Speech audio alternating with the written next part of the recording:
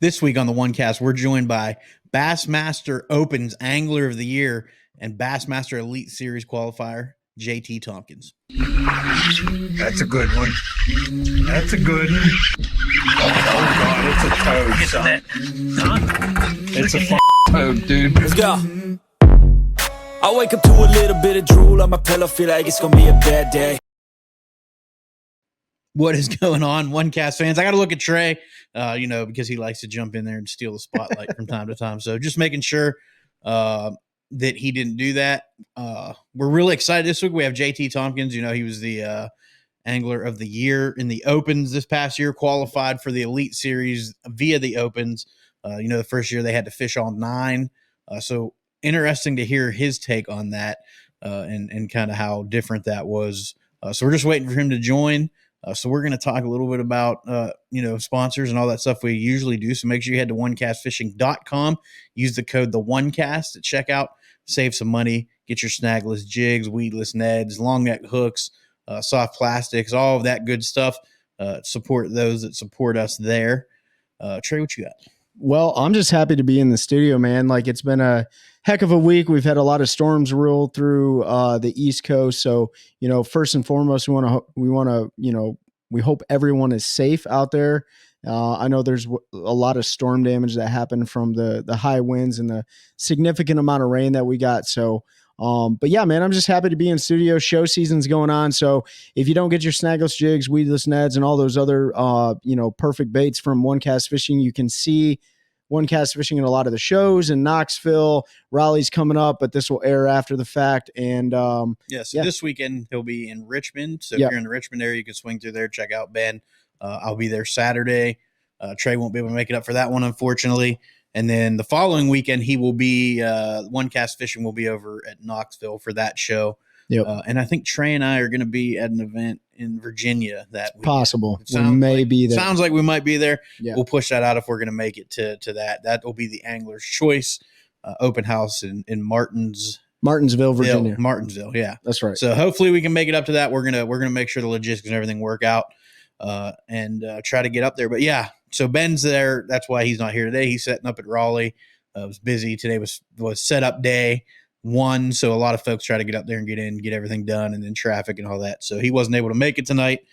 So you get just us two schmucks running. That's right. That's right. JT and all of that good stuff. So Trey, you want to? Yeah. So Eric? We get a lot of messages. I get a lot of friends that like yourself, Pete. Like, you're getting ready to potentially jump into a new job, look at establishing yourself and digging some roots here in the North Carolina area, specifically the Sand Hills. And so, we got a great partner on board with us, and that's Eric Schwinn at Mossy Oak Properties. And so, Pete, and to everybody, if you're dreaming of owning your own slice of nature's beauty, look no further than Eric Schwinn with Mossy Oak Properties, your premier land agent for finding the perfect land to call your own, serving the Fort Liberty, what used to be called Fort Bragg area. Whether you're seeking a tranquil getaway, a hunting spot, or you just love to live with that beautiful scenery, he's going to have the ideal piece of land waiting for you. They got a wide variety of properties featuring landscapes, rolling hills, pristine waterways, and abundance of wildlife.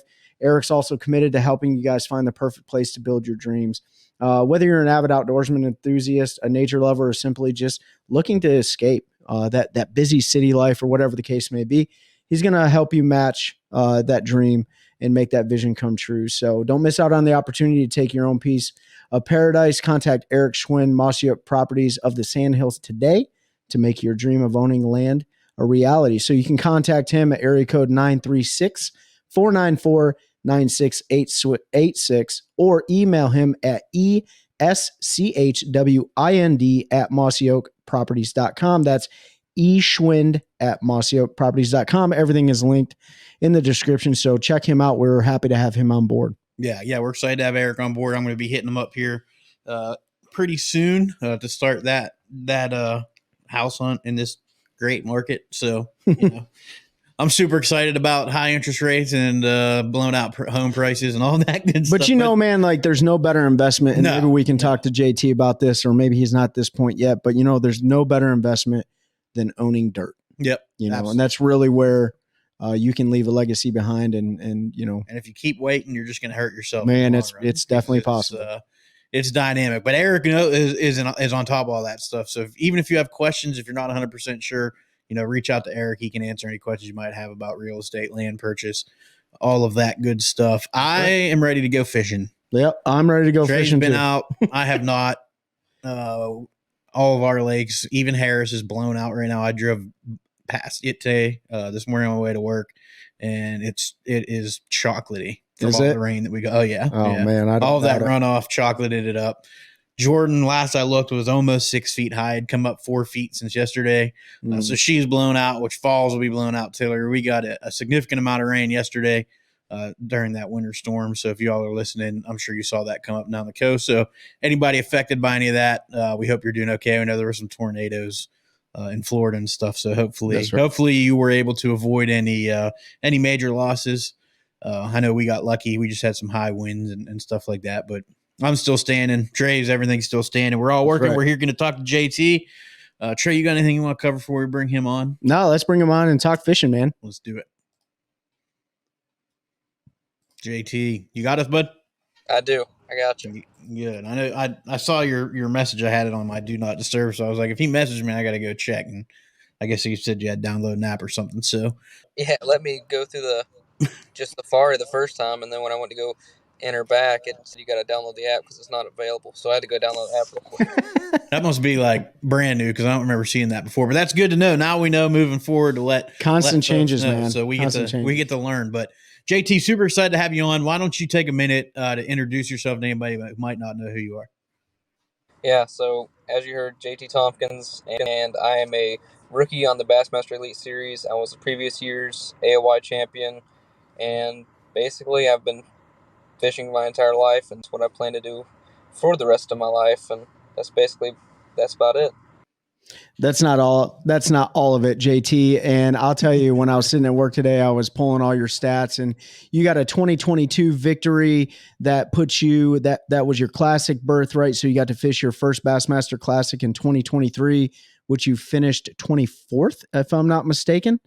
And dude, you have a lot of accolades in a short period of time, but is it kind of weird to, I know you, as in the organization, you're called a rookie, but you've been fishing your whole life. Does it seem like you're going to change anything? Does it really seem rookie-ish to you? Rookie-ish? Is that a word? It can be.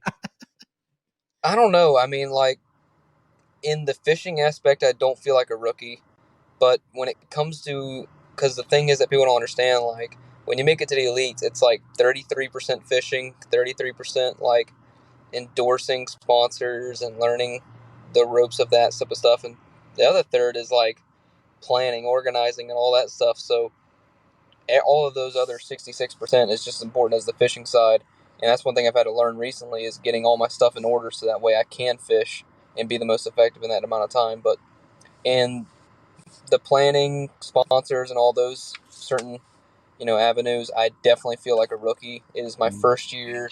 I definitely am feeling the growing pains. It's all a very big learning experience for me, but it's definitely, exciting, and I'm looking forward to learning it more and more as we go. So that's a good way to put it. Like 33.3% repeating is just fishing, and then the rest is getting to know the organization, the logistics, the challenges, the ins and outs, and stuff like that. And I'm glad you mentioned that. Yeah, like when you talk to, because Maddie brought up those same challenges in his rookie years, figuring out how to balance fishing sponsors, those kind of obligations, and not burning yourself out too much to the point where you don't.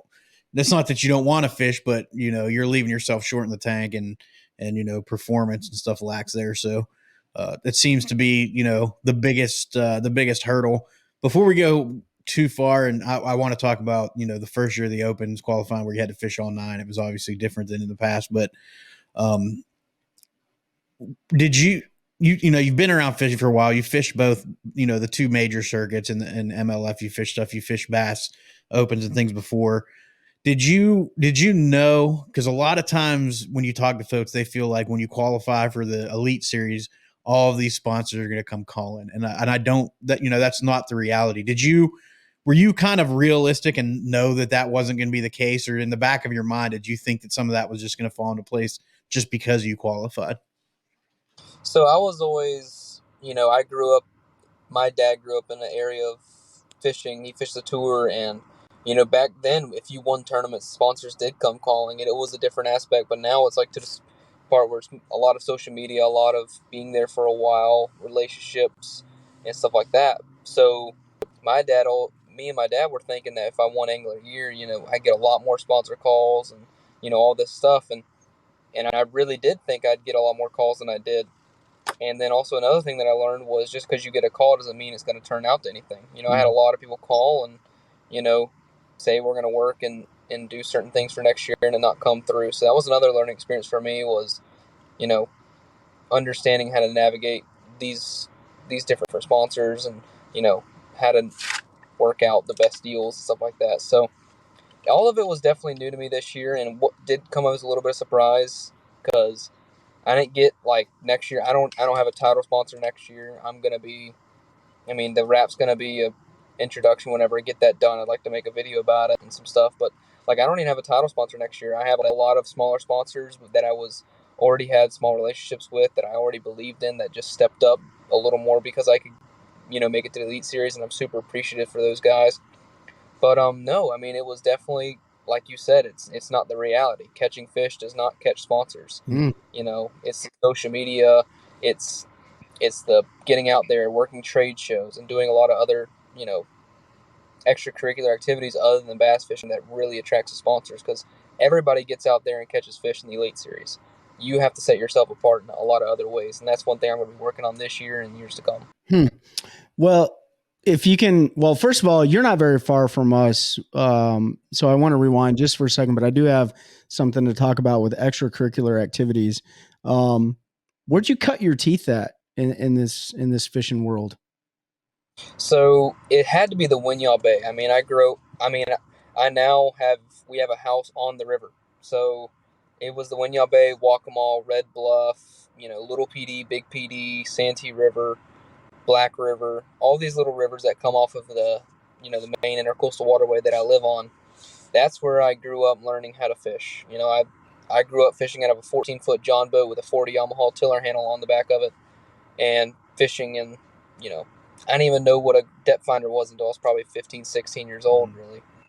And that's kind of how I grew up fishing, was dirt shallow with top water and maybe a flipping stick if you got really fancy with it.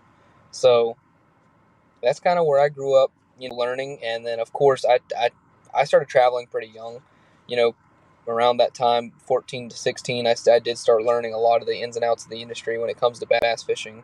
Started traveling, the FLW tour as a co-angler. My dad started fishing the tour as a pro, actually. And we started just fishing, just growing our roots to other areas and learning different things. And that's kind of what progressed me to where I'm at now. Okay. Yeah. So how long did your dad fish the FLW tour for? He fished 1 year as a co-angler, and then he qualified for the elites, or not the elites. He qualified for the FLW tour through the co-angler section, and then he fished for 2 years on the FLW tour as a pro, and then he stepped down and fished the opens with me. Okay. So you grew up with fishing in your blood. Did you, when you graduated high school, was it full-fledged fishing, or did you go on to any sort of, civilian or continuing education, or what? No, even in high school, I was rarely in school. I was flying out all the time to go to FLW tour events as a co-angler, marshalling at different places, and basically from 16 to 18, I was just as much out of school as I was in school, traveling and trying to make this work and trying to chase a dream. And I think that's what's got me where I am now, was those early steps of going the extra mile that my parents were allowing me to be able to do, and that's kind of where I think got me here.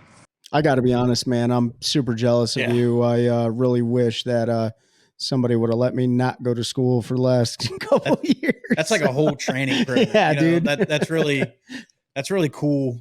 Obviously, we're not going to condone not going to school a whole bunch to go fishing unless it's a training. Like, you had a very specific reason. You knew what you wanted to do, and you knew in order to get there were things there were steps you had to take. There were things you had to learn. And you're a little bit younger than us, but now there's so much with the high school BASS stuff, and then into college and all that, where there's some more opportunities there where you may not have to miss as much school. you can get around and learn. But learning from guys fishing the FLW tour as pros or marshaling, you know, I've never marshaled or done any of that. I'm actually going to marshal the elite event on Murray this year. I signed up to do just because it's something I've always wanted to do. And I'm like, you know what? If I just keep waiting, I'm never going to do it. So go down, ride and see how those guys work. Now I've been in boats with some elite series guys, not fishing tournaments and seeing how they operate, but to see, you know, you're at a different level. Like you said, everybody there can catch them. Like all 100 and what's qualified? There's 102. Any of those guys can take your lunch money, right? Like, so it's, you know, I'm sure there's a whole different, it's still fishing, but there's a whole different preparation process like you were talking about. So you qualified this year through the Opens, one Angler of the Year in the Opens, which is a heck of an accomplishment when you're thinking probably the hardest 200 and some boats every, there. 200 some boats every tournament, 100 and I can't remember exactly how many EQ, you know, qualifiers fished this year. It was 100, well over 100. All of them vying for the same thing. They took the top 9 guys in points, top 9 anglers in points, and you finished the number 1 on that. How many years before this year have you fished Opens events? Were you just fishing one division, or did you fish all of them before? So the year before I fished was my first year fishing all 9. So not this year, but the year before I fished all 9. And the year before that, I think I fished 2 divisions, and that's when I first started.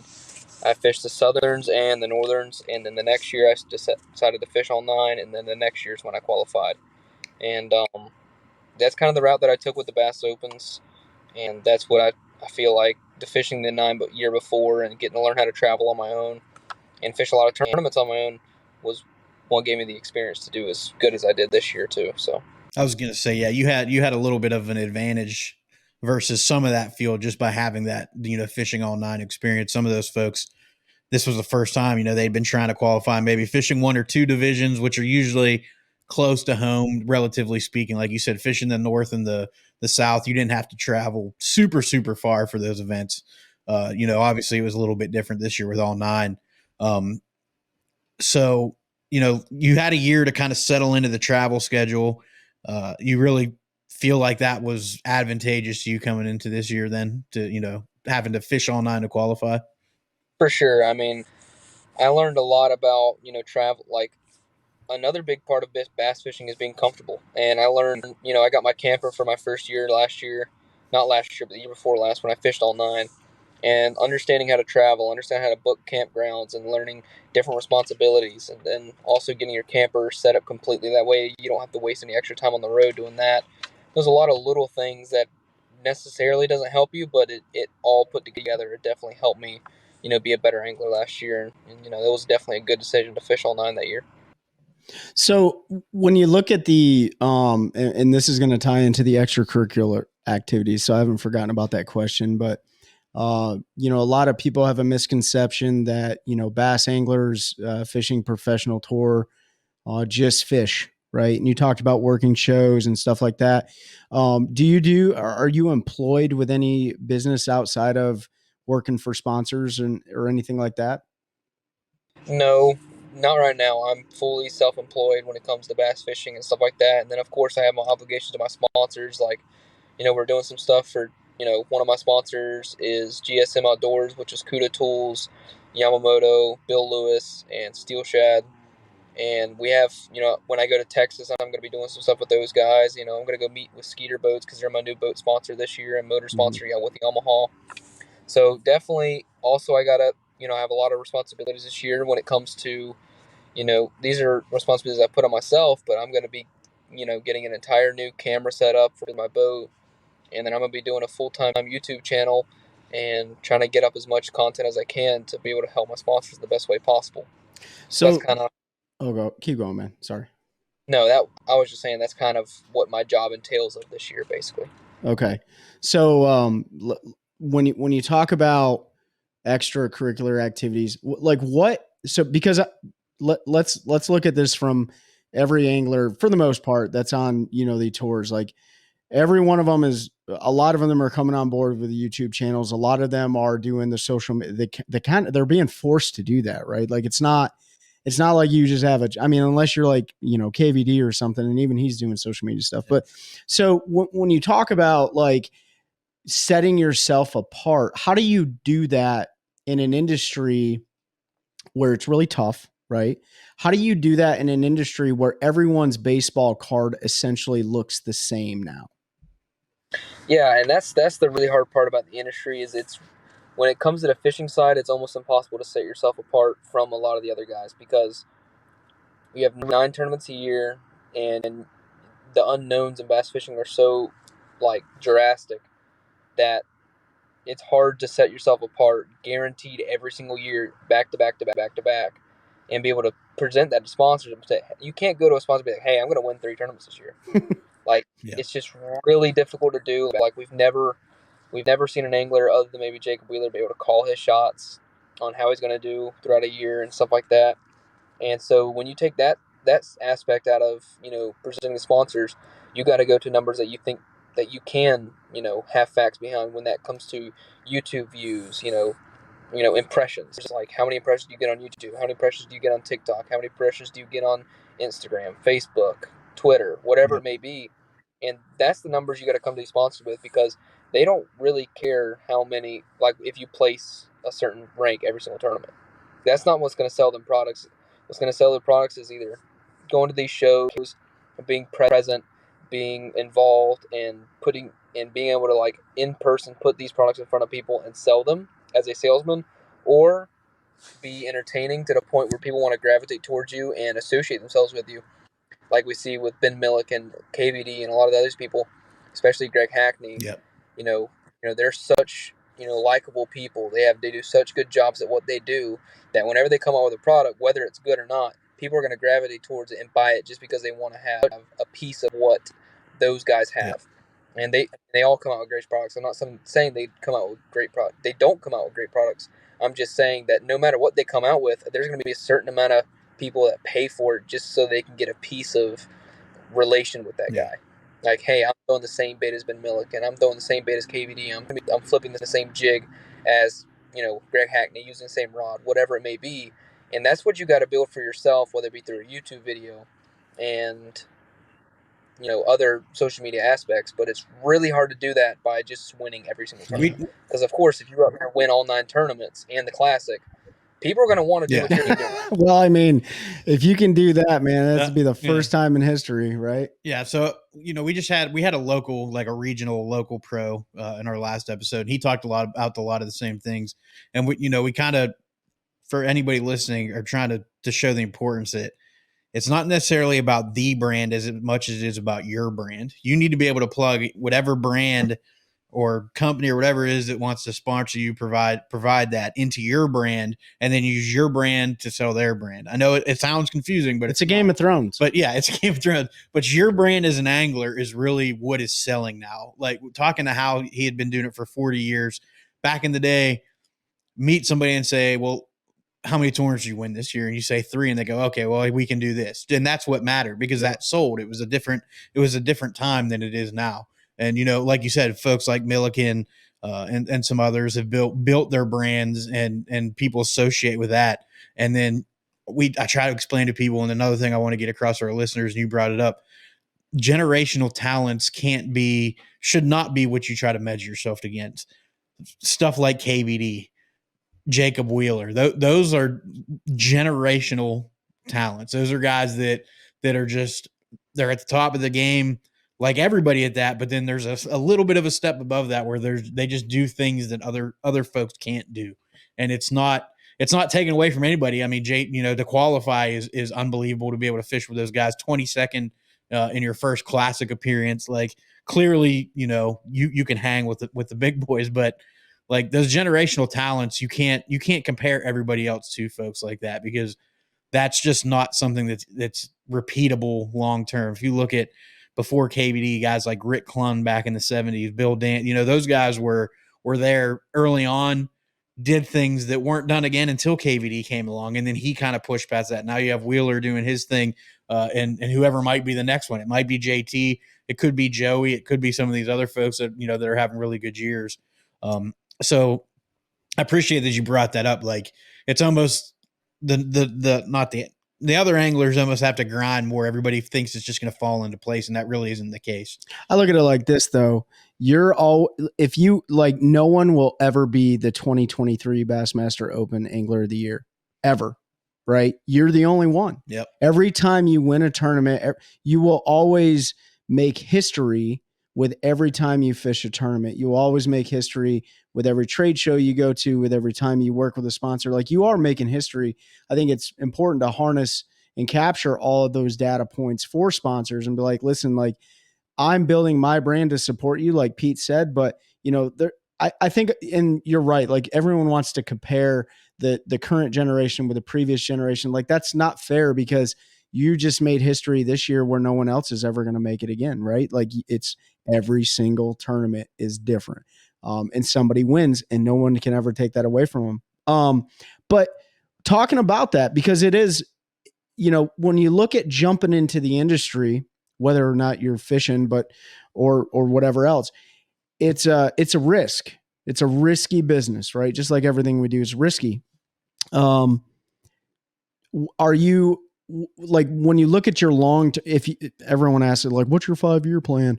If you look at your long-term plan, like, what are you trying to do now besides extracurricular stuff to set you up for success in the future? Are you looking at, like, 401ks and Roth IRAs and other in life insurance policies and things like that? Like, no one really talks about that kind of stuff in the fishing industry. I think this is the first time I've ever asked it on the show, but are you doing anything like that to set yourself up in case, cause you got to make the cut line every year, right? For sure. So, I mean, I've been very blessed to have the family that I have, and for them to give the opportunities that they've given me. And, basically for the first 3 or 4 years that I was fishing, they told me that, they would cover every single bit of the expenses, and every single dollar I win would go to me. And that enabled me to get a good bit of money set aside, and, a money market, which is drawing 5% right now. And then also, we bought some rental properties that I'm getting, engineers on right now that are trying to get me some, secondary income that I don't gotta exactly be a part of to be able to take in from. So between rental properties, money market money that's going to be drawing a certain amount of money every month, and then also just making plans for the future to keep building it and make sure that the money keeps growing.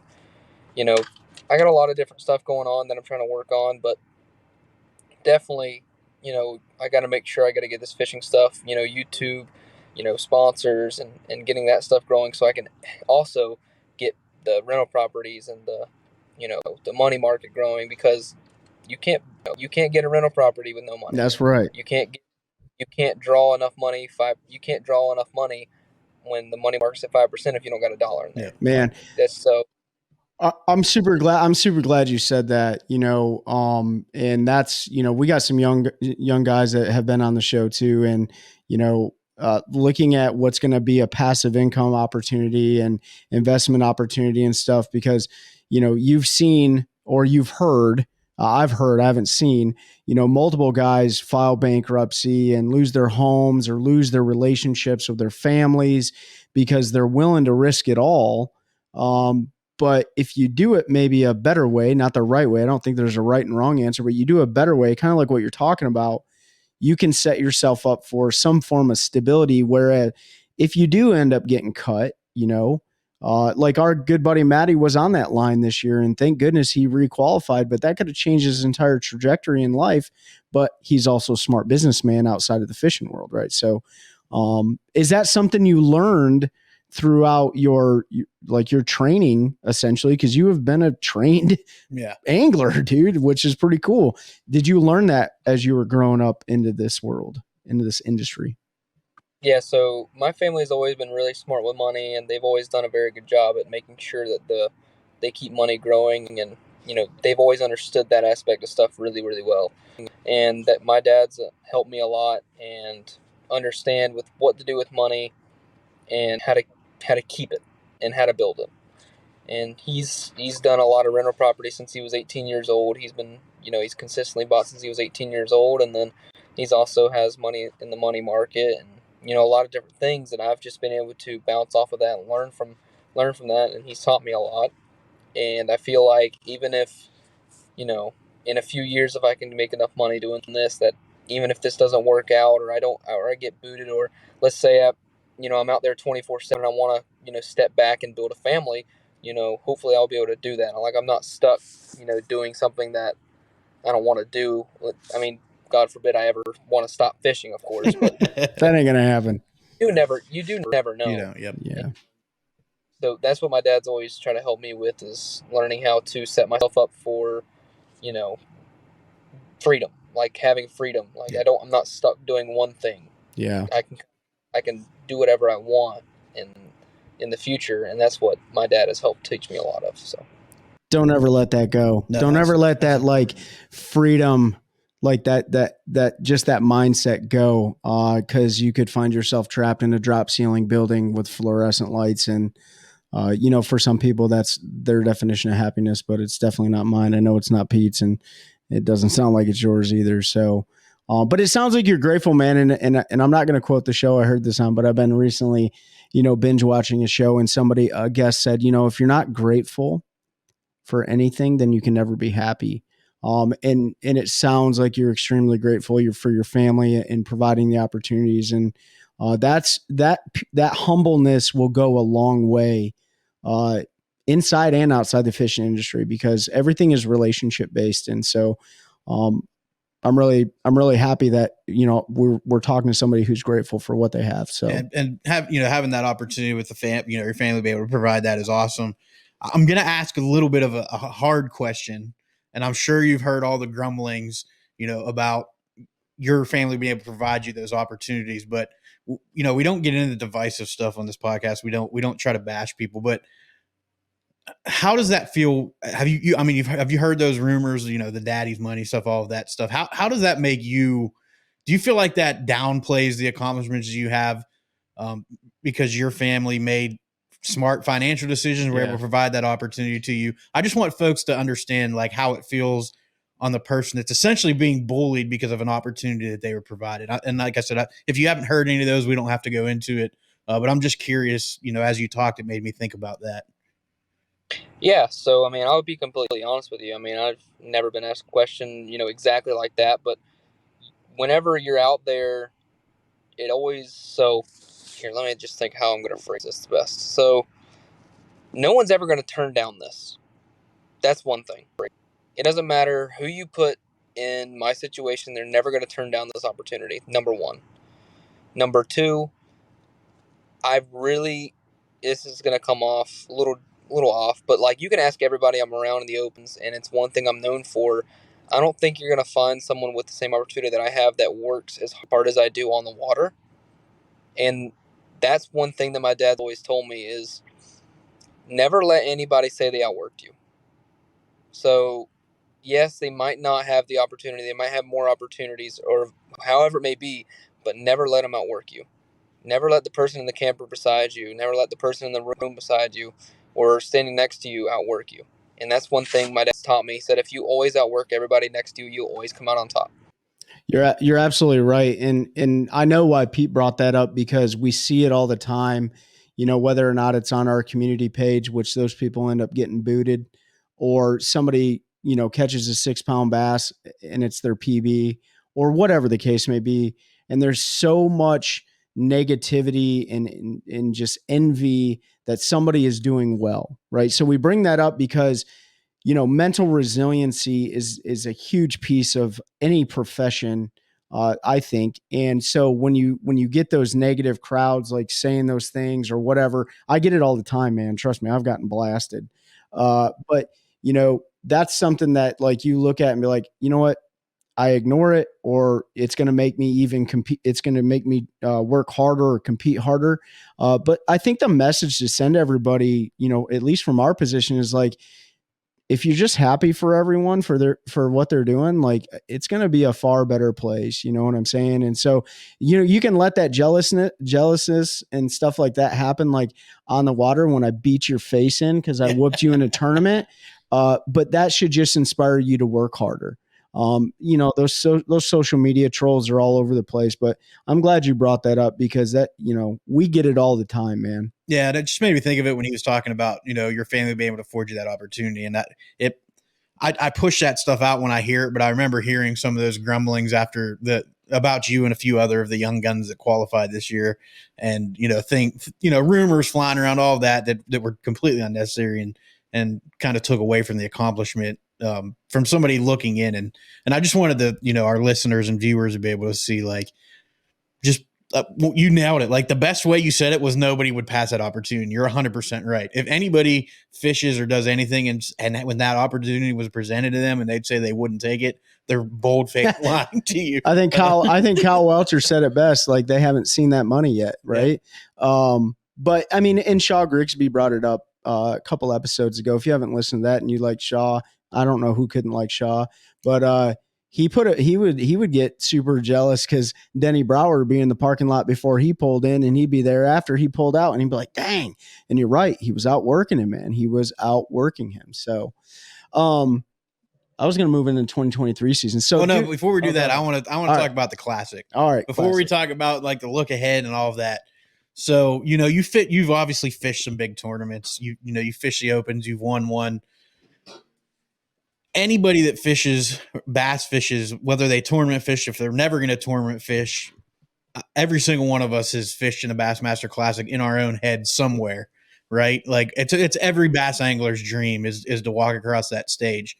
Just, can you put into words the feeling of all of that, from like the anglers meetings and the practice, and then really, like, what were you feeling that morning of blast off when you see, you're like, man, this is the Classic and Mercer's up there now, and all of that's going on. How does that feel? Make our listeners feel the way you felt. So I remember, like, there's 1,000 different things running through your head that morning.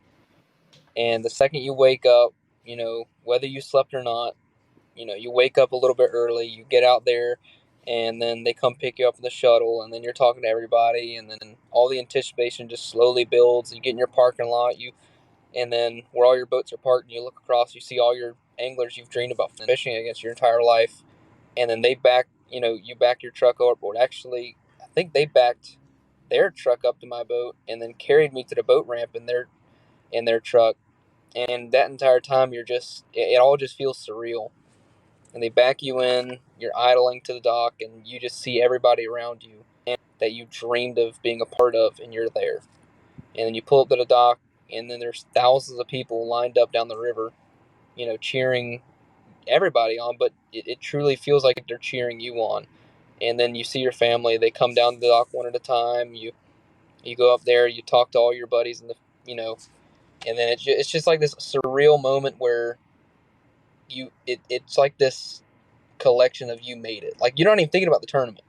When you're looking at all that, you're not thinking about where you're going to catch a bass in the next few minutes. Like, for a split second, you're seeing all the people, you're seeing, all the work you've done. It's like almost like you're reliving flashbacks of, like, ever since when you started to get to this point. And then all of a sudden they start calling out numbers. You get in the boat, you start idling, and then he calls your name. And the second he calls your name, every bit of that shuts down. And it's just another tournament. It's just another tournament. You sit down at your first spot. It feels like just like any other Saturday tournament. You're a little more pressure, but, if you've done your prep,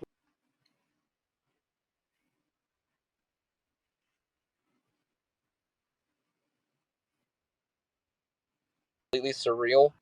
But it's funny how everything completely disappears the second a rod pops. Now, is that feeling exactly the same on day one when you're going to weigh in? Yeah, so everything's exactly the same until the fishing is stopping. Like, okay. It's just like before blast off. The second you park your boat, it all starts coming back again. You're grabbing your fish, and then you're waiting, and then all these kids come up to you. You're signing shirts. They're helping clean your boat before you go into the stadium. The anticipation builds and builds and builds and builds until you're right before the curtain, and then they pull back the curtain. Your music starts playing. He starts calling you out, listing your achievements. Everybody's screaming. The stadium's packed. It all just disappears. Like, it's weird how everything, like, you don't appreciate it in the moment. Everything just disappears, and you're just overwhelmed. And then So it kind of comes back to you when you're talking, and then you kind of relive a little bit as you're talking, with thanking your families, your sponsors, and everything. And then it all just settles in right afterwards. And it's a surreal tournament that there's no other tournament in the world like it, and there never will be. And I'm just super happy to be there, and I can't wait to get back there again. Gosh, I mean, we even felt it just being at the Classic this year. It was my first Classic. I know Pete's been to many Classics before then, but like there is this, it's like you're on a different planet when everyone is, it's like the space shuttle just blasted off or landed. There's a palpable energy that's different than that's a great word than your normal tournament. Just the anticipation and anybody as an angler has to think about that. And I have to say, I think that's a whole new level of mental fortitude, because I don't know that when they call my name and number and I sat down on my first spot, if I could not think I'm about to make a cast in the Bassmaster Classic. All right. So I got to ask the question though. All right. So the night before the Classic, were you really conscious about what you ate? No, I've never been a person who really thinks about like that type of stuff. It's just, I really don't even remember the night before the Classic and how everything went down and everything, but I don't remember there being any conscious decisions or anything like that. It was just another afternoon. It's a lot of anticipation, talking to buddies and stuff like that. So not really. When you reach the age of 39, there's things that you got to be careful that you eat. And so for me, if I was there last year in a boat, I would be like, well, I definitely can't eat hot wings before I blast off the next morning. Or this might come, I might have to go over to G-Man and ask him for some of his wipes. You know what I mean? Yeah, man, that's an awesome experience. I think that was a really good, you painted the picture really well. Now we're going to talk, I want to talk through 2023 and fishing all nine and qualifying, but do you feel like having that experience at the Classic, seeing all those folks you've always wanted to fish again, do you think you'll get those same feelings at your first Elite Series event when you're there for blast off that morning, getting ready to go, and you'll have kind of another one of those I made it moments? I honestly feel like it'll be a little more. Now, I don't know if there's not going to be the people, there's not going to be people cheering you on. There's not going to be the big stadium, but it's all those flashbacks and stuff like that, I think are going to be even stronger because how much work it takes to get to the Elite Series. Like, I was kind of lucky and was able to win a tournament pretty early on, so it wasn't quite as much as 9 tournaments straight grinding, especially after missing it by one spot the 2 previous years in a row. Yeah. I feel like it's going to mean so much more for me making the Elites and being there in that first tournament and knowing that everything that I've waited for, everything that I've missed by just a little bit and thought the world was ending, now I'm here. Now it's time to make it happen. Yeah, so that junior and senior year of high school, bye-bye, because we're going to the Elites, and like I love it. Like missing by one place the 2 previous years, you had an opportunity to build that scar tissue, and that helps build that mental fortitude we talk about, the ability to push some of that out, because you realize, hey, I didn't make it last year, I got next year. I didn't make it again, I got next year. Like, it's not going away, but you're able to overcome, those failures a little bit more. And we're all going to have those failures, or we didn't take any chances. If you live your life and you never failed, then I don't think you lived much of a life, in my opinion, because you never took a risk. And without risk, there's no failure. And without failure, we really don't learn anything as humans. But before we go into the 2023 season, real quick, I just need to shout out one of our partners, Carolina Waters. For everybody's getting ready to fish your 2024 year, make sure you head to CarolinaWatersNC.com. Use the code TheOneCast, all one word, at checkout. Save 20% off. The new hoodies are in, super comfortable. I've been rocking them since I got mine. They've got the hats. They've got the UPS wear. We talked about it with Howe and Shaw about how important it is to protect your skin. And most old bass anglers you meet, if you talk to them, they're going to talk about either them or somebody they know, having a run-in with skin cancer just from all the time out on the water. So make sure you head to CarolinaWatersNC.com, get yourself some UPF gear, keep yourself protected. Use the code TheOneCast, all one word, at checkout to save 20%. And this has come out after Raleigh, so I'm not going to say any more. But 2023, so 2023, like you said, you're able to win a tournament pretty early, and you pretty much, I don't want to say you coasted, but you pretty much led, the points for the for the year, if I remember correctly. That's going back. There's so much information in my head.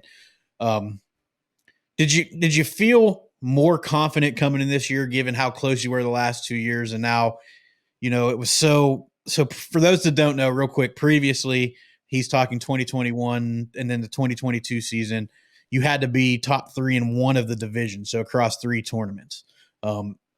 That changed in 2023. We talked about it early on in the podcast history, where you now had to fish all 9 and they take the top 9 in those points.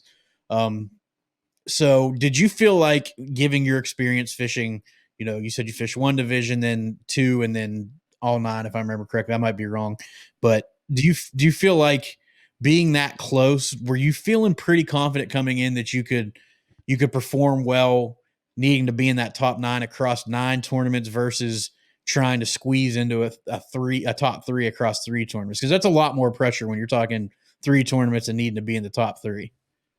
Yeah, so in one way, yes, but another way, no. So, like, there was 3 people that could have qualified through all 9 the year before, but there was only, I think 21 anglers that fished all 9. So that's technically 1 in a 7 chance. Then you go to this year, it was 167, and then there was nine chances. So you divide it by 9, that's a 1 in, 18, I think? About 1 in 18, yep. Yes, so 1 in 18. That's a lot worse, stat. Like, honestly, like 1 in 7 versus 1 in 18 is a lot different. So in that way, I was like, it's going to be even tougher. A lot of people are going to come back. A lot of people are going to step up their game, and it's going to be a brutal year. But in another way, I was super ready. Like, I felt like I was in school the last 3 years, and now I'm finally in the field. Okay. Like, the last 2 years, it was never meant to be for me to make the elites before. I knew it. I knew if I did make the elites, it would be a struggle to stay. And I wasn't mature enough. I didn't know enough about the industry. I didn't know enough about myself to be able to go out there and do it. And now that I qualified now, I just feel like a lot better angler. And going into the year, I knew I was a lot better angler and I have a lot of better chance if things went right. And things just happened to go really right.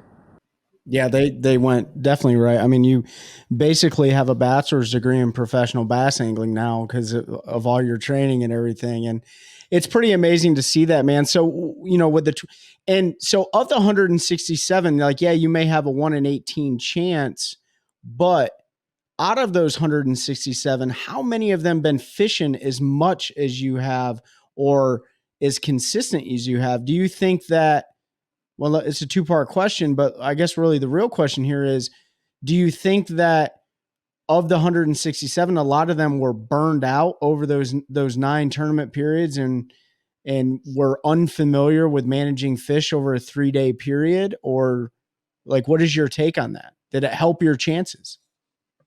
I really don't, like, if you look at the stats, I don't see it ever helping. Like, it was a 42nd place average this year to make the elites, 9th place. Yeah, it was 42nd, yep. In previous years, I believe it was a 42nd, ranging to like I think a 38th. Mm-hmm. So really, it took the same amount of, points to qualify. Now, the top 3 in the opens were vastly different than previous years. Like, I don't think the records that were held this year for the top 3 anglers will ever be broken again. For average tournament finishes. But, like, whenever you're talking about, like, just qualifying, barely skimming by, I don't really think that it was much easier or much harder. Yeah. Okay. I think that there was a huge step up in competition though this year. Like, I really do think, like, cutting a check this year compared to cutting a check last year is not even remotely the same conversation. Mm-hmm. Like, if you look at a lot of people that are, they're great anglers and they came from great circuits and they were supposed to make it, they struggled. And that should just goes to show you how much, the opens improved over the last few years and how strong of an angler base it has. Mm-hmm. Like, I would have to say, if you took every single year, you took the top 25 Elite Series guys and put them against the top 25 Opens guys, I'd be hard-tailed to say at the end of the 9 tournaments there wouldn't be just as many opens guys in the top 10 in the points. 25 versus 25 in the top. Those 50 anglers go to compete in the top 10 of all those anglers at the end of 9 events. I would say there'd be just as many opens guys as there are elite guys. Yeah. I really don't see there being a huge competition gap there. Yep. Well, yeah. Now, Oh, go ahead.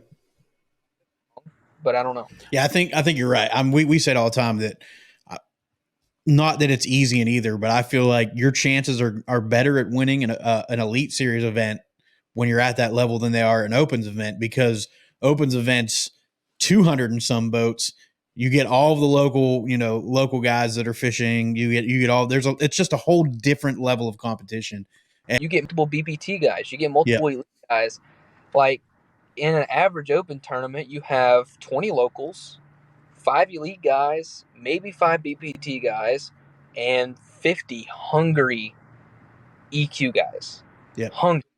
I mean, it goes without saying, like, you make it through the meat grinder like you did in the opens, you deserve to be where you're at. And man. I fully agree with you. The top 3 were impressive this year, but it's going to be hard to surpass the performance you had in all 9.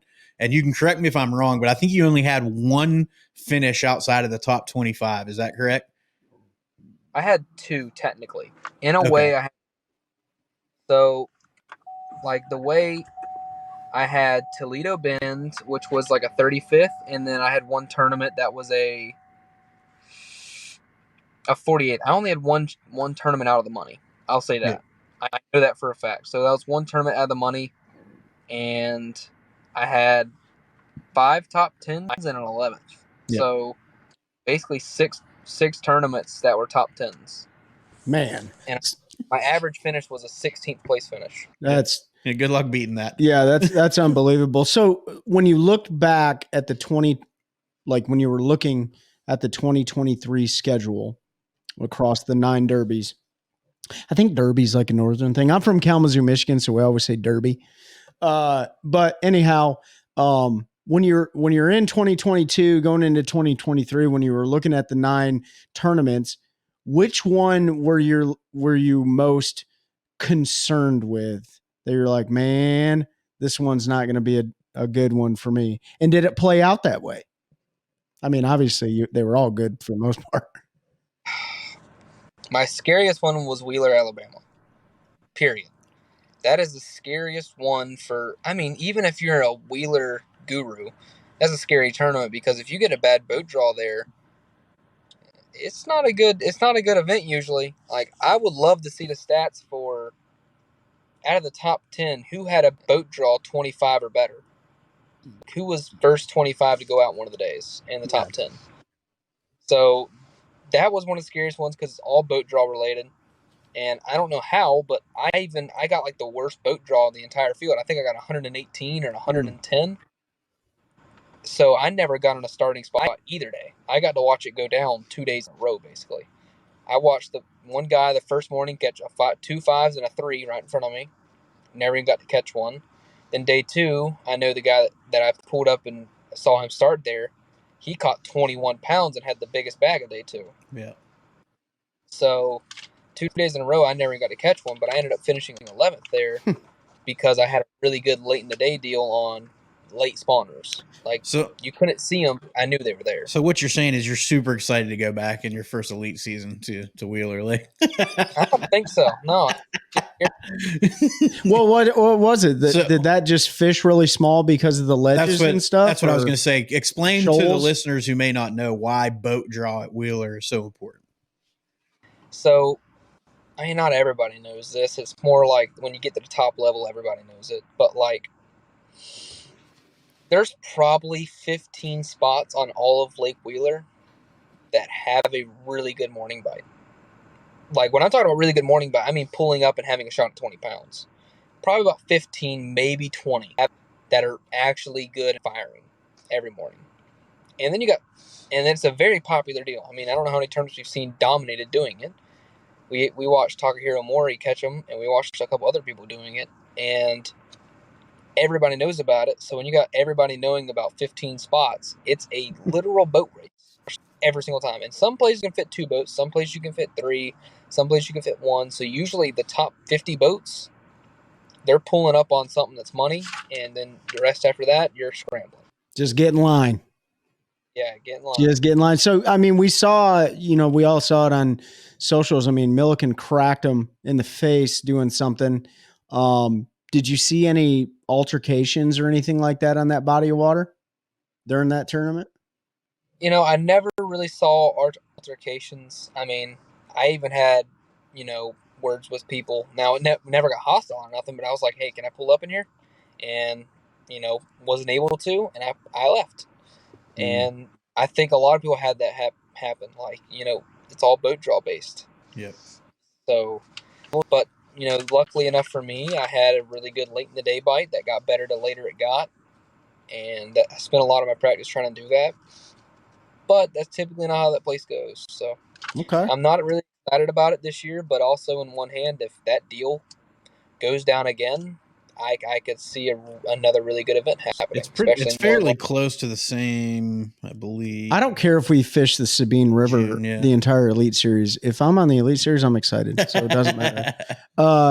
But so I wanted to ask what you were most excited about for the 2023 season. So Wheeler was like, I don't know about this one, even though I placed 11th, or you placed 11th.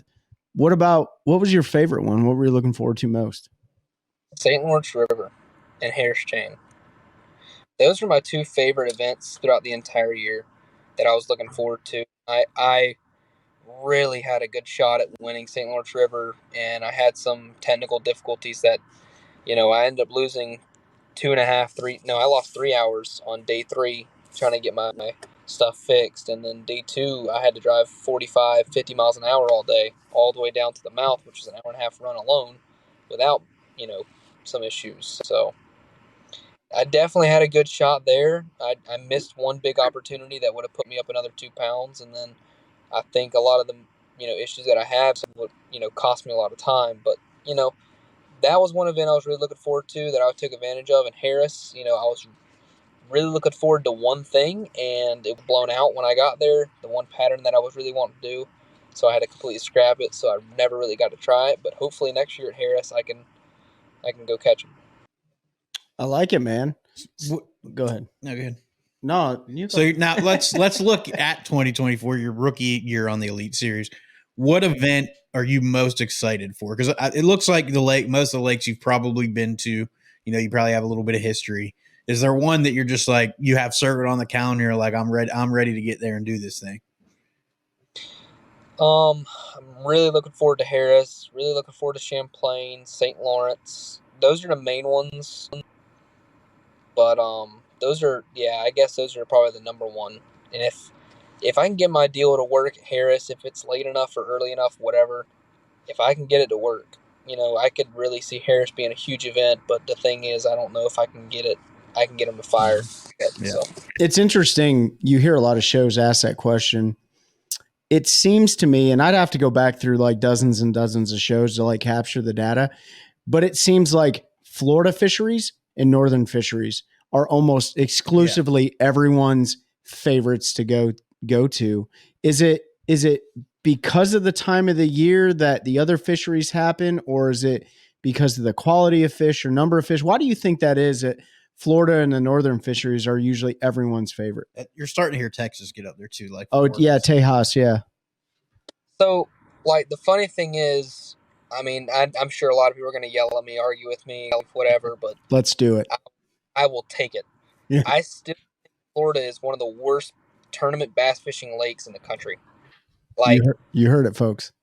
If you go look at the stats, I mean, Florida is consistently check weight is 11 to 13 pounds. Yep. Go look at South Carolina. We have Santee, we have Murray, we have Hartwell. All those places have higher weights except for Hartwell, but it's 40 times more fun. You can throw a spook for 9 hours out of the day and get bit for 9 hours a day by 30 different spots. Thanks for telling me that. Like, that's just the way, then you got Murray. It took, 18 pounds a day just to make the top 50 there in the elites. Santee is always 15 pounds a day to get a check, usually, unless you go during some crazy time of the year where they're not biting. Texas, it takes 20 pounds to cut a check at Fork. Toledo, it's 15 pounds a day. You got Bama. I mean, we got Gunnersville, we got Wheeler, we got all these places. You got Georgia, you got Lanier. That's minimum 15 pounds to cut a check. But Florida, it doesn't matter what lake you go to, there's always check weight's going to be 12 and a half pounds, 13 pounds. Well, those Florida bass, they're just different, you know? They're fickle. Yeah. Is that what you said? Yeah. Yeah. Fickle. I love that word. And they like to all group up in one spot and 50 people cast at each other's motors to catch them. All right. So Shaw Grigsby, you heard it. Florida is the worst place to tournament fish. You know, but everyone has their flavor. It just seems like the guys and gals on the national side of it, you know, they really enjoy. Because, I mean, let's be honest. When you go to the north, where we're from, it's not. Yes, it is. It's easy to catch fish. It's easy to catch fish. It's hard to find the difference between a 3.5 and a 3 3/4 pound smallmouth or mix largies into a bag. But traditionally speaking, those fish haven't been pressured all winter and they just bite different. In Florida, you're right. You get like 1 degree difference and they're like, nah, we're not playing today, bro. Like it ain't going to happen. You know what I mean? So they're not much better in North Carolina. Yeah. Or like, oh, I can't wait to go fishing. I've been saving up for this trip to go to Okeechobee. I'm like, unless you want to be depressed about save up for the summer and go to St. Lawrence and go catch 154 pounders off one hump. Yeah. Oh man, you just crush my dreams, JT. Like I'm literally have Okeechobee circled.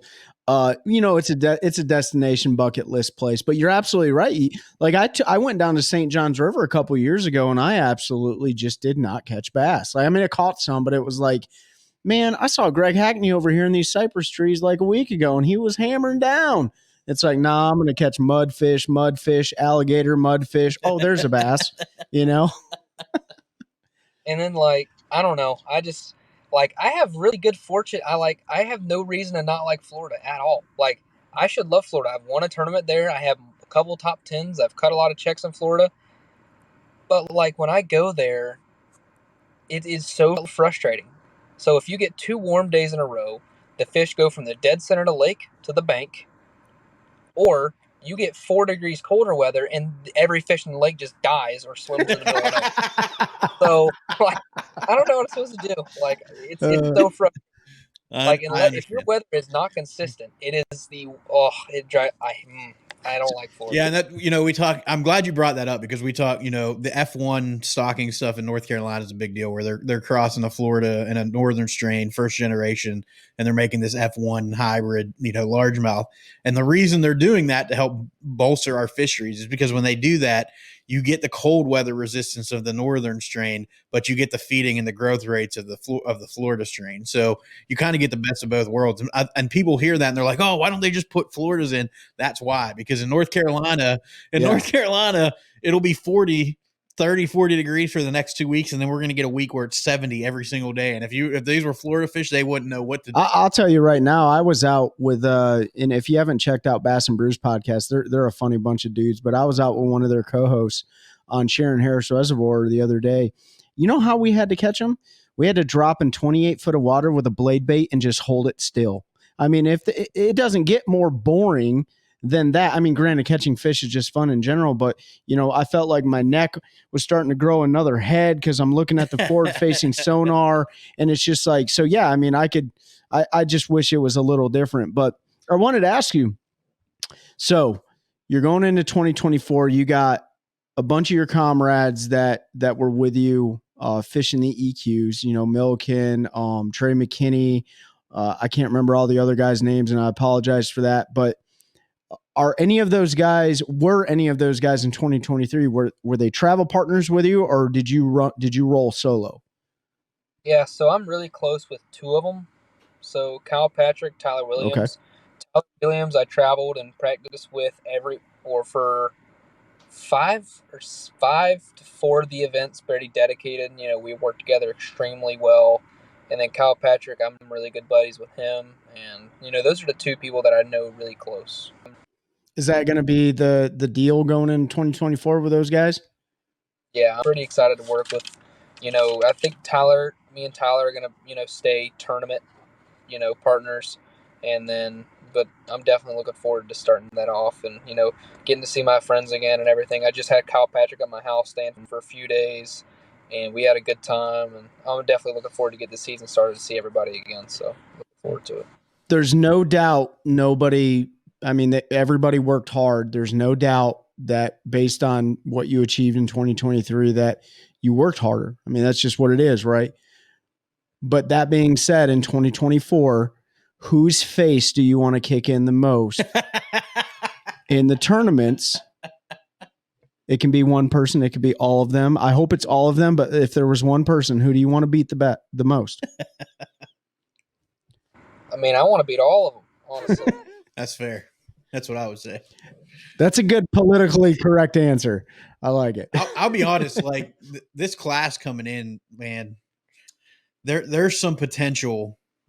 The next, I talked about that generational talent. There's some there. You're one of those guys on that list. Like you're a young guy who's been built and training to do this. Trey's another guy, Trey McKinney. I met him a few years ago at ICAST and got to talk to him for quite a bit. And the stuff that he's done I think he's 19 now, 20 maybe. I can't remember exactly, but stuff he's done in his career similar to yours. Like there are some young guys that have trained. They have built their life because this is what they want to do. And it's going to be really exciting to see y'all out there fishing against, you know, some of all of our idols and, you know, anglers we've looked up to that are still there. So I'm super pumped to see how you perform and, you know, to watch you out there this year. So there's a few questions that we ask everybody that comes on that tournament fishes. We kind of just started it, and it's always interesting to hear. It came from out of nowhere, but do you want to ask the first one, Trey? You asking the banana one? We can. I wasn't going to, but banana or no banana? I don't care. Ooh, I like. See, that's my guy. That's my guy right there. I'm the only one. Superstitious human being you ever met in your life. You're the least, you said? Least. Like, either you're going to catch them or you don't. I mean, I don't really believe in a lot of things. Like, there's only like one thing that I have that I'm like maybe the slightest bit, but honestly I could throw it in a dumpster fire and not really care much. What is my it? life jacket. Like Okay. I've worn this life jacket in every single major event I've had. So my first win actually one of my first tournament on Harris Chain in the Toyota Series. I wore it at Chesapeake Bay, wore it at the Classic. I wore it, you know, every single tournament in the AOY season. It's just old jacket that is just old as dirt, looks terrible, but I love it. I mean, There you it's just go. it's good and I like it. So, but if you lost it and you had a couple of tournaments you didn't do real well, I promise you that superstition would come. But make us a promise here, and for everyone, if you don't think it matters, I want to see you wear one of those big orange Walmart life jackets. Yeah, like wear one of those like last event of the year. Just do it. It'd be great. What? Go ahead, Pete. So another question we ask everybody that fishes has one. What is your most memorable lost fish? The one that got away that just sticks in your brain and you think about? Honestly, the first one that popped in my mind was St. Lawrence River. I lost probably the biggest smallmouth I've ever seen in my life. And then I went to the same spot the next day and caught the big fish of the tournament, which was like 6 pounds, 8 ounces. So, this one was, I know this wasn't the same fish because this fish looked like he could eat that fish. It was anywhere between 8 and 9 to 10 pounds smallmouth. And it truly was one of the biggest smallmouth I think I've ever witnessed in my life. And I've caught a lot of big ones. I caught the same, you know, I don't know if y'all heard the state record in Cayuga. I caught that exact same fish. Okay. The exact same one. Like every single spot on it matched up and it was like 7.76 when I caught it. So I've caught some big smallmouth and this one it dwarfed every smallmouth I ever caught in the past. Sometimes I think I'm catching smallmouth and I just count drum as smallmouth. So I'm like, that's the biggest smallmouth ever. Things like 8 pounds. All right. So reverse that. What is the most memorable fish catch that you have?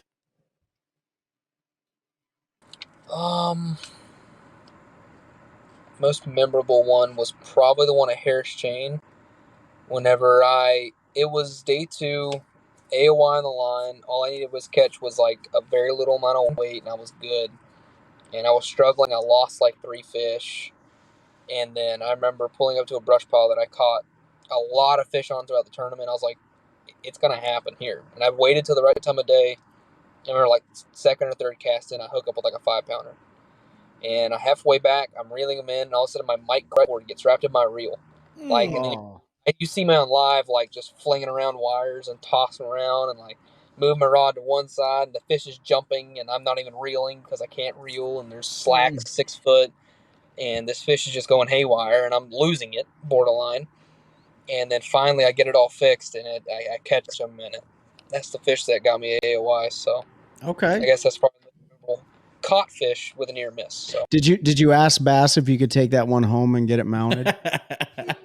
That sounds like the most stressful fish catch ever. Knowing that you need that, you can see slack line, you're all tangled up. All you want to do is chuck that mic in the water. Oh, if only you would have seen what that, like, if, like, I went back and watched the live, and they cut so much of my fish mix for such a good reason, too, because my attitude was, like, through the floor. Yeah. Because that morning, I pulled up to my best brush ball, caught a 5-pounder day 1, go in there, set the hook. You know, he's just sitting there shaking, head shaking. It comes up and wallers like a 5-pounder and just pops off. And then I'm like, oh, that's fine. No big deal. I just need one of those throughout the day. Go to my next one, lose another one, like 4.5, 5. Go to the next one. I set the hook on a brush pile. It's sitting there shaking and peeling drag. And then, you know, it finally pulls off. And I get stuck in the brush pile and have to break it off. I'm like, my entire day is falling apart around me. Like, at one point, I've never gotten emotional in a tournament or nothing, ever. Like, I don't get mad. I don't get extremely happy. And I remember I missed this fish on a crankbait, and I just reel up my crankbait and just throw it in the floor. It, like, bounces almost in the water. Didn't even care. So, yeah, it was a rough day before that fish. So when I caught that one, oh, it was magical. So I was so happy. What did you do? Was it just catching that one that kind of pushed that out, or did you, when you ran into that situation where you were spiraling, because we've all done it, right? Like, what is your reset? Do you sit down and drink a bottle of water? Do you eat a sandwich? What is it to try to reset and just get out of that negative headspace? Because it's super easy to spiral out of control. So basically what I do is, like, it's the stupidest, cringiest, silliest thing. It's going to sound so cliche or whatever, but it works. I always say, like, if I'm elite material, if I'm meant to be here, I will pull it back together. And I don't know, that just sets something off my mind. It gives me a new mindset. It's like, hey, stupid, if you're here, if you belong here, you are able to pull this together because you're meant to be here. Do it. And I don't know. It just does. It works. No. I don't know if it's. I don't think it's stupid at all, man. Yeah. I think you're internalizing the hungriness and the appetite for competition, and you know, everyone else is gonna lose except for one person, right? And you know what? And Pete talked about it earlier, like. We fish, you know, regional events and a lot of charity events and stuff like that. But every single time we fish, at least me, it is the most important thing that I'm doing at that time. And I want to put every ounce that I have into it. I don't care about anything other than challenging myself, you know? And so that's a great way to mentally reset. And we all have our things that we do, and I use a lot of foul language and stuff when things aren't going my way. Too. It's not even healthy. I don't even know why I do it. So now stuff too. Yeah. You know, over a fish that we're going to throw back in the water anyways. But you know, I mean, it's just everybody's different, you know, and I think that's what makes this sport so great is there is no, you're kind of seeing it now with like how like social media and YouTube and everyone's kind of taken more of a cookie cutter approach, but that's just the business side of it.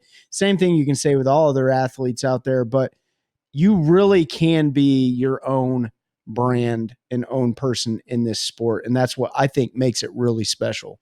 So Yeah, for sure. I mean, look at Ike and Ellie. Look at Matt Robertson. So I love the people that go out there and say, "Yo, these guys are crazy. They're off the rails." Like, no, they're just unfiltered, regular old people. Like, if you got 90% of the world at their worst moments or at moments where they think no one's watching, that's what they look like. yeah. Like, I mean, how many times have you been in like heard locker room talk or been around your buddies and you're just completely open? Like, these guys are just not afraid to show it. Like Ike and Ellie, I love him. One of my favorite all time guys. I don't know why, but he's one of the only people that when I was like 16 years old, I remember being at the Toyota Series Championship, coming straight up to me and congratulating me. Like at 16 or 17 years old. And like, I look at him and I'm like, dude, that guy has a true passion for the sport. Yeah. And he shows it. Like, and I don't mind it. I love watching him. Like, I love watching a person just absolutely lose it on the front deck, no shame about it, just full on, just breakdown. Yep. Headbutting a console, whatever, dude. Breaking rods off the gunnel. Yeah. No, I'm with you 100%. Yeah, I mean, I love watching that. Like, that just shows you how much it means to him. And that's why he's so successful. Yeah. Like, some people like him, Matt Robertson, I love watching him. He's just, he's the most himself out of anyone I've ever met in my life. Yeah. And if you think that's Matt Robertson being Matt Robertson on camera, I've been around him in person, and that's him, dude. And he is a truly awesome person to be around. Like, I've been around people, and like, there's a genuine just attraction to being around that guy. And it's not like because he's gonna be everybody's friend. He's not gonna be your friend. He's just himself, and it's cool to watch. And I wish I could have a piece of that. I wish I could have a piece of both of those guys, in me. And I don't know. There's just something about it. I like the raw authenticity those guys give off. So. Yeah, well, we could go on and on that topic because there's like this cookie cutter belief in how anglers are supposed to act, and we've talked about it before, when you see guys that start to kind of push that envelope or don't act what society or whoever it is that thinks that they're supposed to act a certain way, when you see those guys start to push those limits, sometimes there's a lot of negative stuff that follows them. They get kind of a bad rap. Ish is another one that's Ish. If you meet Ish Monroe, he's Ish Monroe all the time. It doesn't matter whether you're at dinner or whether you're at a show or whether he's on the water. Ike's the same way. Like I've got to meet him a bunch and spend some time around him. Ike is always that way. He's turned on all the time. Yeah. Maddie, I know we have some personal friends that know one another. He's hunted with and stuff. And they tell me the same thing. Like, no, that's Maddie. That's not anything different. G-Man's another one. Those guys are themselves. Yeah. They're themselves all the time. And it is, I think, a lot like you, I've always been drawn to those guys. Ike growing up was, always one of my favorite, and to this day continues to be one of my favorite anglers just because of that. Like you said, it's the passion. It's real. We can all relate to. I always think back to that clip where he lost in the fish off. I think it was I don't know if it was to Keith Combs or who it was to, but the phone rings and they tell him like, "Yep, hey, he caught legal fish. It's over." And he just snaps that rod into 9 pieces, chucks it in the water. I'm like, I feel that. I can feel that emotion. Ish Monroe, when he lost that big fish and the heavy hitters on Harris, that big bed fish he fished for 10 for a day and a half, finally got it to eat, and it came off, and he was just laying on the front deck. And it's like, dude, I cried with you that losing that 100. Like, I could feel that. I was there. Yeah. Trey was cutting them guys off, catching their, no, I'm just That's right. It's my lake. Stay off of it. No, but like, you feel that emotion. So I'm looking forward to more camera time with you, because a little bit we get to see from the opens and stuff. It seems like you do act yourself, and it's always refreshing to see the new anglers coming up. So super excited about that. We're kind of winding down here. Trey, do you have any last questions you want to ask? I just the last question I have, and we kind of talked about And listen, like, full disclaimer, like, I think there's a time and place for everything. We talked about, like, be yourself and everything like that. There are anglers that are very good stewards of the profession. I think everybody having their own brand and their own personality is being a good steward. Obviously, there's a lot of debate out there about everything that happened this year with, like, jumping sandbars or whatever and stuff like that. But at the end of the day, like, everyone has their own individual responsibility to build their brand. That being said, for the younger generation of anglers coming up through the collegiate series or high school or anybody, what would your message be to them about, because I see a lot of people trying to emulate someone else, right? What would your message be to them coming up and wanting to get into the fishing industry, whether or not it's professional bass angling or industry in general? Yeah, so I fell into it a lot. Like, I think one of the biggest things is letting your personality be your personality and not trying to hide it. Like, I have a really big issue with hiding my personality a ton.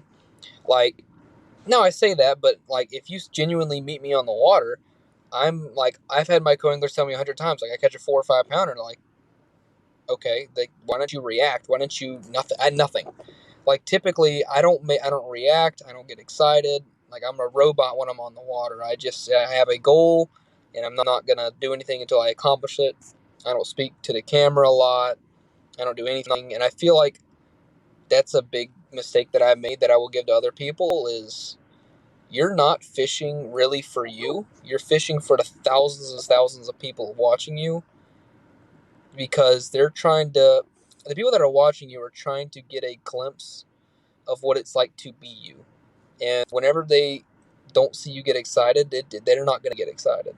So that true excitement you feel inside of you whenever you are fishing, whenever you're doing something, express it.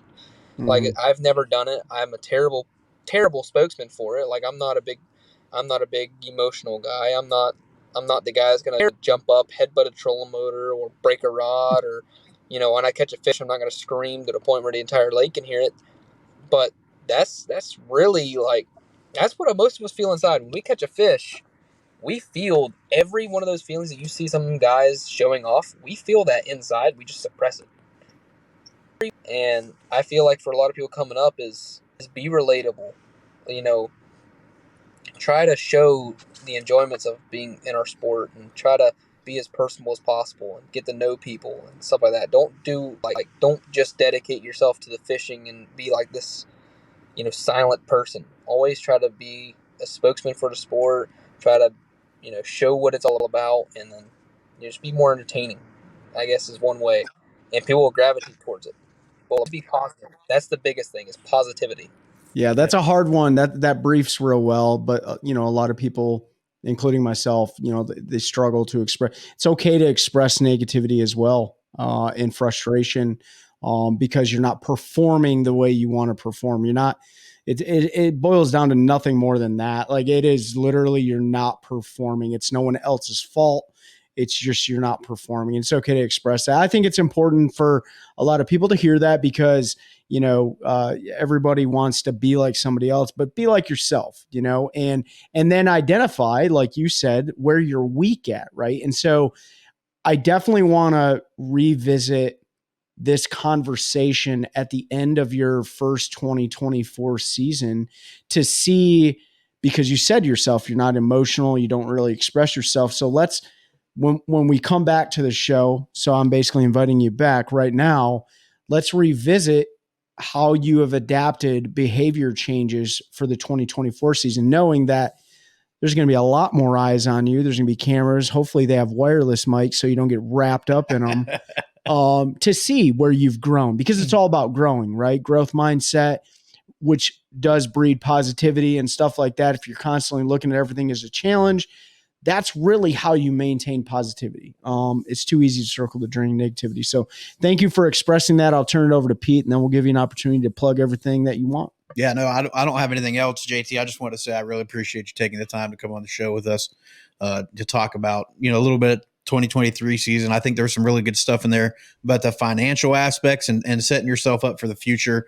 Because we've all heard stories or personally know folks that haven't done that and have paid the ultimate price of losing homes and families and vehicles and boats and putting themselves in a hole. So being able to speak to doing something to prepare yourself, a little bit of passive income, I think is super important.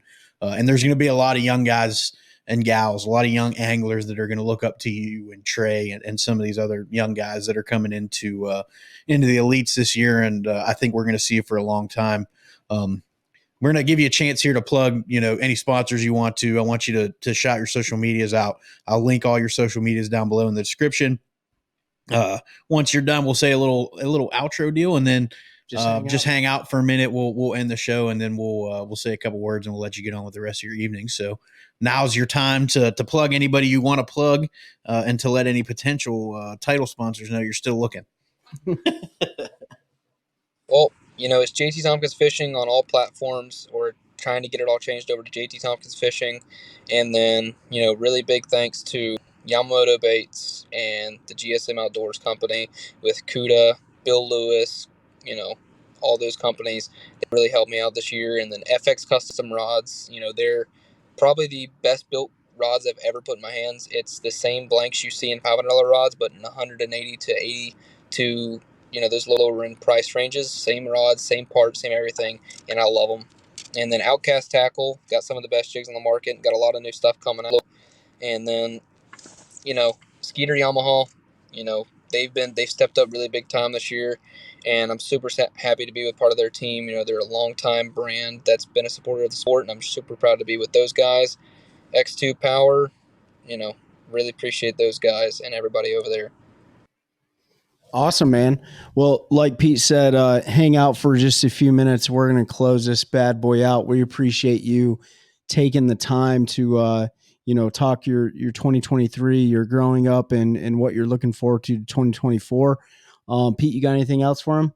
No, I'm good. Awesome, man. Well, hang out for a minute. We will see you it is 2024. We'll see you at the end of the season. At the end of the season, we're going to watch you all year long, and we're going to see how you help us to continue to grow a culture of anglers, helping anglers one cast at a time. That's a good one. That's a good one. Oh, God, it's a toad, son. It's a toad, dude. Let's go. I wake up to a little bit of drool on my pillow, feel like it's gonna be a bad day.